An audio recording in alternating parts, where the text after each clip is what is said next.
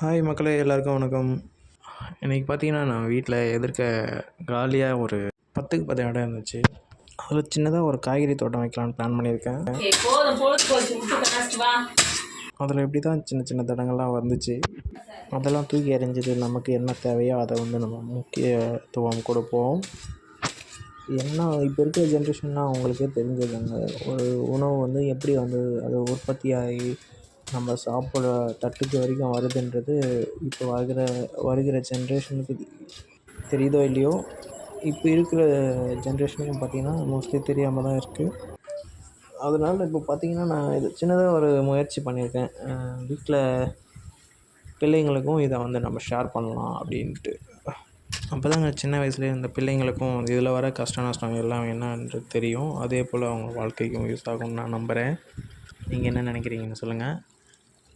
நான் வெட்டி வச்சிருந்த இடத்துல பார்த்திங்கன்னா சின்னதாக மரம் கிளை ஒன்று வந்து அது நயல் அடிச்சிருந்தது. மோஸ்ட்லி நயல் படுற இடத்துல பார்த்திங்கன்னா பயிர் அந்தளவுக்கு தரமாக வளர்ந்து காய்கனி கொடுக்காது நம்மளுக்கு. அதனால் அதை வெட்டி அந்த தழைகள் எல்லாமே அடி உரமாக போட்டாச்சு. அடுத்த லைன் வா. அந்த செடியாண்ட ஸ்டார்ட் பண்ணு ஃபஸ்ட்டு. இன்னும் இந்தாண்ட வா, எண்டுலேருந்து வா, லாஸ்ட்லேருந்து ஸ்டார்ட் பண்ணு. இன்னும் தள்ளிக்கோ. இந்த பக்கம் என் பக்கம்.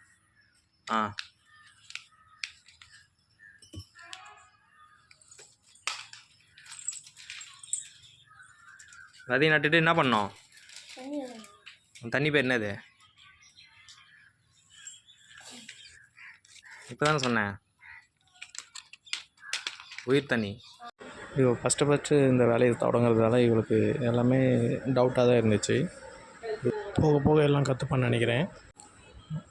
ஆக்சுவலாக நான் தான் ஃபஸ்ட்டு இதை ஸ்டார்ட் பண்ணேன். அவள் வந்து பார்த்திங்கன்னா எனக்கும் கற்றுக் கொடுப்பா, நான் வந்து இதை எப்படி நடுறதுனா கற்றுக்குறேன் அப்படின்னு சொல்லிட்டு அவளே வில்லிங்காக தான் வந்து இந்த வேலையை ஸ்டார்ட் பண்ணி கொஞ்ச நேரம் நட்டுகிட்டே அதுக்கப்புறம் டயர்டாகிடுச்சு, என்னால் முடியல அப்படின்ட்டான்.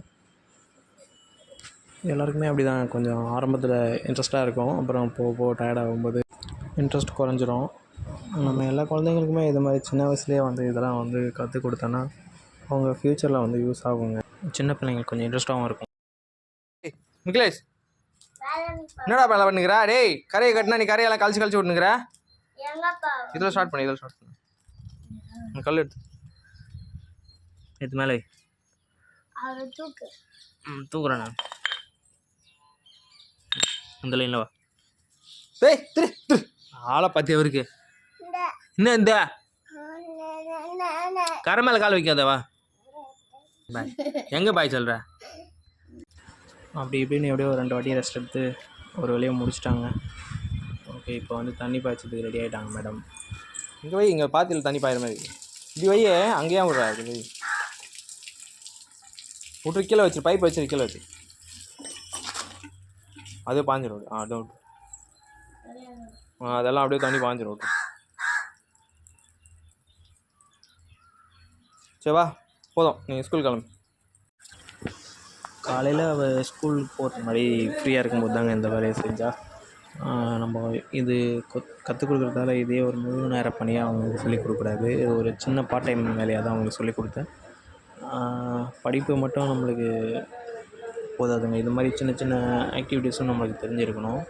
ஸோ இது மட்டும் இல்லை, என்னென்ன இன்ட்ரெஸ்ட்டாக இருக்கோ சின்ன பசங்களுக்கு அதையும் நம்ம கம்பல்சரி சொல்லிக் கொடுக்கணுங்க.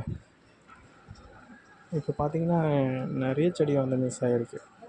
ஸோ அது எல்லாமே வந்து திரும்ப ஒரு 10 15 நாளுக்குள்ளேயே நட்டோன்னா தாங்க அது கூட ஈக்குவலாக வரும். நட்டால் மட்டும் போதாதுங்க, அது கம்பல்சரி பாதுகாப்பு கொடுக்குதுங்க. எங்கள் வீட்டில் 2 நாய் இருந்ததால் அடிக்கடி இந்த சம்மருக்கு இந்த பழத்தை பறித்து நிறைய ஸ்பாயில் பண்ணிச்சு. அது மட்டும் இல்லாமல் செடி சுற்றி பார்த்திங்கன்னா களையும் வந்துச்சு. களையும் எடுக்க சொல்லி அவங்களுக்கு கற்றுக் கொடுத்தேன். அது எந்தெந்த செடி இது, ஏன்னா அந்த சின்ன பருவத்தில் பார்த்திங்கன்னா களையும் செடியும் ஒரே மாதிரி இருக்கும். அங்கே தான் கரெக்டாக எடுக்கணும். கரெக்டாக நடுவில் ஒரு 15 நாள் கேப்புங்க, என்னால் வீடியோவை கேப்சர் பண்ண முடியல. 25லேருந்து 30வது நாள் பார்த்திங்கன்னா எல்லா செடியிலும் பூ பூக்க ஆரம்பிச்சிச்சு.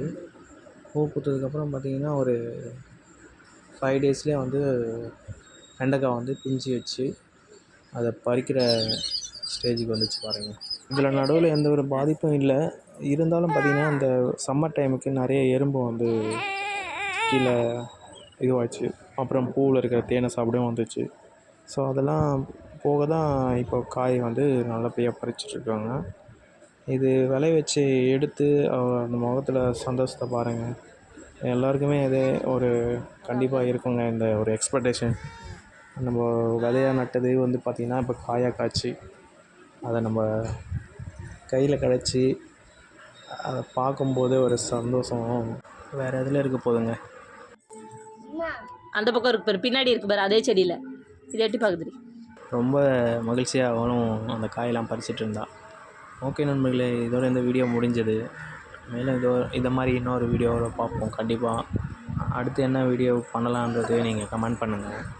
இவளுக்கு இது முதல் அனுபவன்றதால கொஞ்சம் ரொம்ப எக்ஸைட்டடாக இருந்தால் கண்டிப்பாக அதை ஃபுல்ஃபில் பண்ணிட்டான்னு நான் நம்புகிறேன். ஓகே நண்பர்களே, இந்த வீடியோ பிடிச்சிருந்ததுன்னா மறக்காமல் எல்லாேருக்கும் ஷேர் பண்ணுங்கள். அண்ட் மேலும் இந்த வீடியோ பற்றி உங்களோட கருத்துக்களும் பதிவு பண்ணுங்கள். சப்ஸ்கிரைப் பண்ணாத நண்பர்கள் கண்டிப்பாக சப்ஸ்கிரைப் பண்ணுங்கள் நண்பர்களே. பாய்.